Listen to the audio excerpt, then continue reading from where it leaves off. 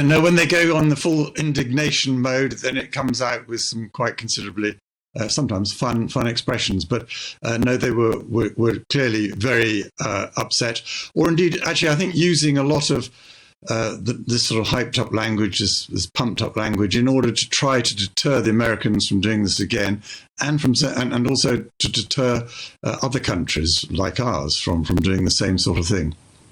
I mean, Charles, in your view, should we? I mean, there was a while ago, wasn't there? There was a naval exercise, I recall, that they took umbrage to. Why don't we just prod a little bit? I mean, because actually you need to know how far you can push them, don't you?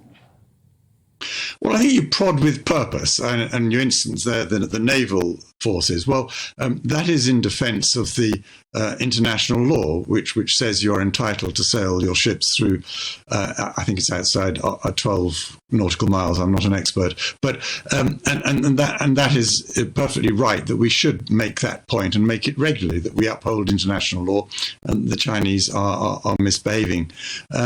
I think also we should be increasing our contacts with Taiwan, because it's a very important country. It's nearly 24 million people. It's democratic. It's one of the world's bigger economies. It's very advanced. We have a considerable number of interests, so we should not listen too much to the rage coming out of Beijing, but pursue those interests in a sensible fashion. Whether we should send someone quite as senior as Nancy Pelosi is another matter, but we should certainly not cut back on our contacts with Taiwan. When it comes to Ukraine and lessons that all parties draw from Ukraine, I mean, what's happened to the Russian invasion there, the quagmire it's found itself in? I mean, there are those reading across to Taiwan and saying, actually, for Ukraine, read Taiwan. It's got a limited number of beaches for amphibious operations. It's got a very well organised military and a people who would work very, very hard to repel any invading force. I don't think we should read across too much. I mean, as you sort of point out there, there's a big difference between Ukraine and Taiwan. Ukraine and China and Russia, that's a lot of open ground.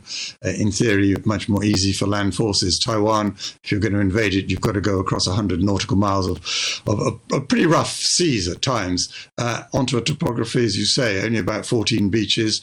And once you get ashore, very difficult topography. We don't know how effective the Taiwanese military machine would be. It needs to be a very different machine, perhaps than it has been in the past. Certainly from Ukraine, people keep talking about a porcupine defence with quick, small, nimble, difficult to pin down weaponry, rather than sort of tanks and aircrafts and big naval ships, which the Chinese can outgun you, and they got far more of those in the first place. Nor do we know how the Taiwanese would react to invasion. Would they fight like terriers or fold? But all that also Beijing doesn't know, and that's a very big risk for them to take to embark on invasion, where the likelihood of success is by no means assured, and the consequences of failure would be massive for the regime.